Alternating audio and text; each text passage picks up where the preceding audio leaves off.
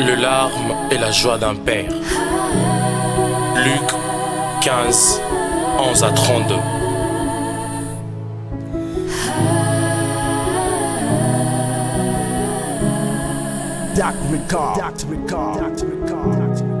Salut papa, j'ai un sujet à te parler. Je te l'avais abordé, là je veux juste te le rappeler.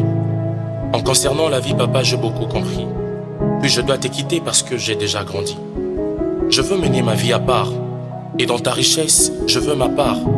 Ne me la refuse pas s'il te plaît. Et ne me prends plus pour un petit gars. Je sais comment me conduire. Et ma vie, je ne veux pas la nuire. Laisse-moi partir pour mon avenir sans revenir. Je t'en parle pour que tu ne dises pas que je suis parti sans provenir. Fiston, j'ai écouté ce que tu as dit. Sur le son de ma richesse, pour ta part, tu n'as que 10.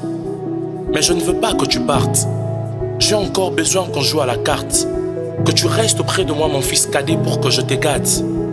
Prenons encore du temps pour qu'on en parle. De tout cœur, fiston, je ne veux pas que tu partes. Non, papa, ne me refuse pas ma liberté. Je suis un homme et ma vie seule, je veux l'affronter. Je suis le propre responsable de ma vie et mes projets, je veux que ça soit accompli. S'il te plaît, papa, laisse-moi partir. Je sais que tu me chéris. Je te promets de ne pas te trahir. Le père n'avait plus à tortiller. Tout ce que son fils disait ne faisait que le torturer. Il les laissa partir, mais il avait encore mal, parce que, près de lui, il ne pouvait plus le sentir.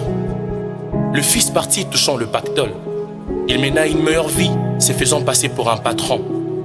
Il se livra à l'alcool, à la débauche et à toute forme de mal, sans savoir ce qui pouvait en suivre. Il s'est tapé la cloche jusqu'au point de vider sa poche. La grande famine s'éleva. Tout ce qu'il avait, il le perdit.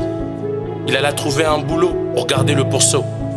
Il aurait bien voulu se rassasier des carouches que mangeait le pourceau.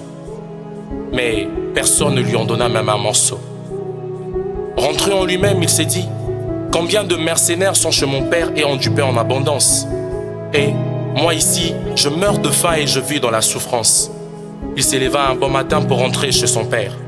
À son retour, il a cru que son père allait l'envoyer chez Plumeau. Mais à sa grande surprise, son accueil était d'ailleurs le plus beau. Son père l'accueilla avec un cœur de père et non de pierre.